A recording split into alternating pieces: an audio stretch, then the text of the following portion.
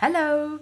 So just doing a quick video this morning because it has been just over a week since two councillors disagreed, I think is a good word, over who was to blame for school refusal.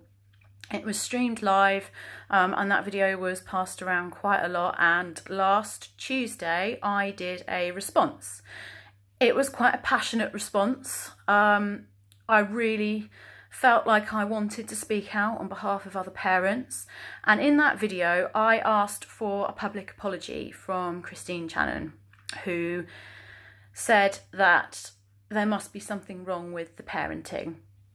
Now since then I haven't had a public apology from her, but what I have had is a couple of blog followers and local people sending me emails with Christine's response to them personally. And I'm just going to go through a few of those points. I just want it noted that the people who sent me the emails and the one that I am particularly referring to today had Christine's permission to share her response. I'm not trying to take things out of context. I'm simply going to list a few things that, if I'm honest, quite concerned me. This isn't a personal attack. This is a way of highlighting my concern about how uneducated our authorities, our government, and actually just people in general are when it comes to special educational needs. So I want to start at a point that I saw a couple of times where Christine said that she was misquoted about criticising SEND parents. Now, I don't know how you can say that when it was a video that we all watched. It was in context. We got to watch, and I certainly watched, a good hour either side of it. The problem was that you were speaking under the SEN annual report. Now, obviously, people are going to assume that you are talking about SEN.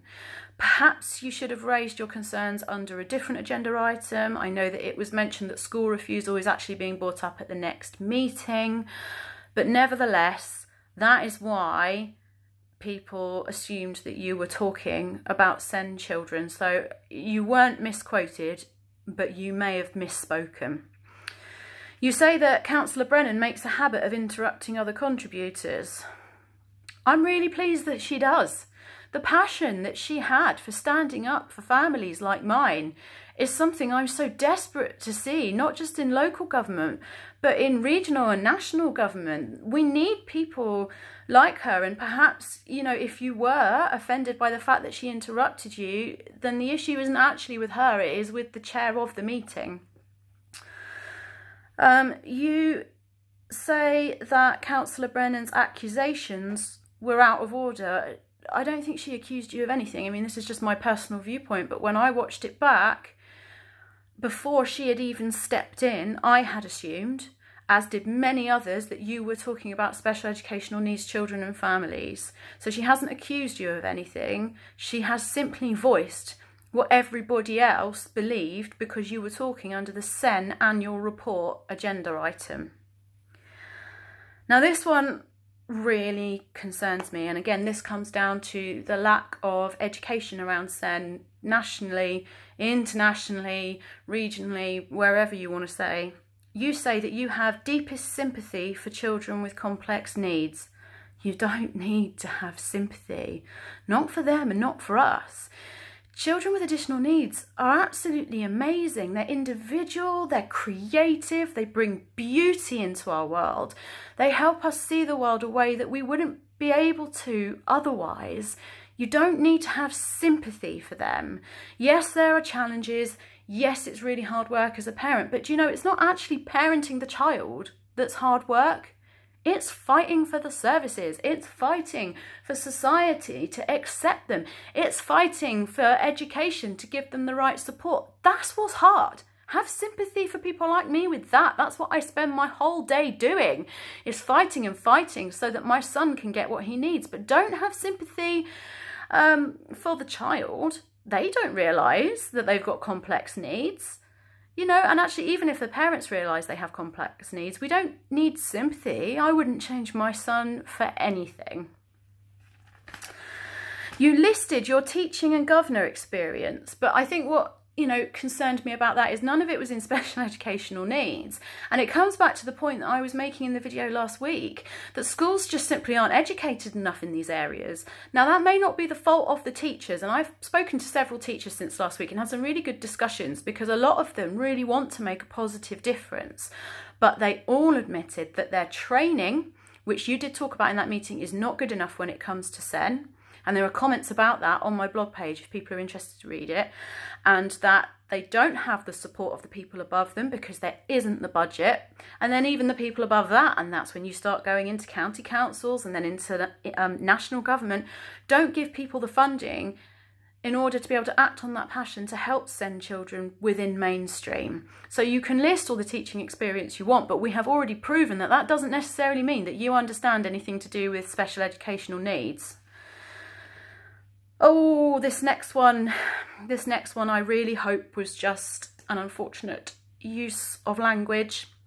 You say you've been fortunate enough to have a child with these kind of problems. Okay, there's nothing unfortunate about having a child with additional needs. They're still our children. They're still a beautiful person. Just because they don't fit into a mainstream system, or like I said last week, into that perfect box that, you know, the government would like them to fit into, doesn't make them unfortunate. What is unfortunate is how little the rest of society understands about the needs of the children and the needs of the families and the fighting we have to do.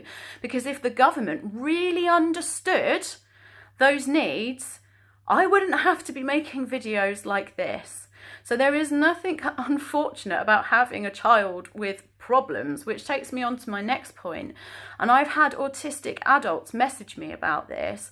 When you say a child with autism or ADHD or mental health or SEN has problems, you could be implying there, and I'm sure you're not, but you could be implying that adults have problems as well. Now, we have challenges, there are hurdles to face every day. They're only problems for the people who don't want to deal with them.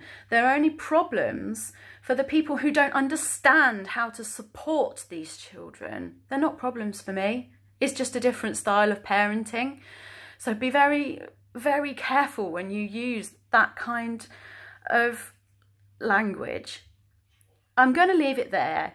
But again, I think what this has proven, the whole situation has just proven how it is time.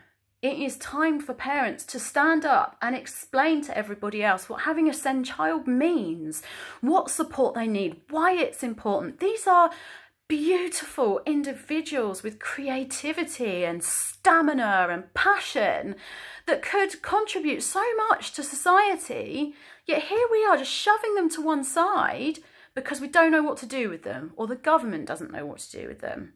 And the use of language in your emails, the fact that you have defended yourself for the whole past week but haven't seen any apology, really just goes to show how uneducated the wide world is when it comes to SEN.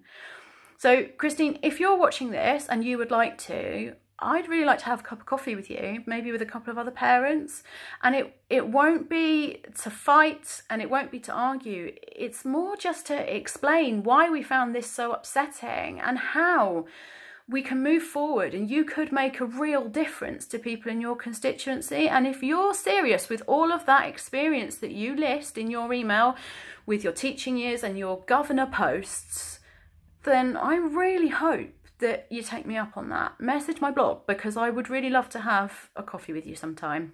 That's all for today, guys. Thanks for watching.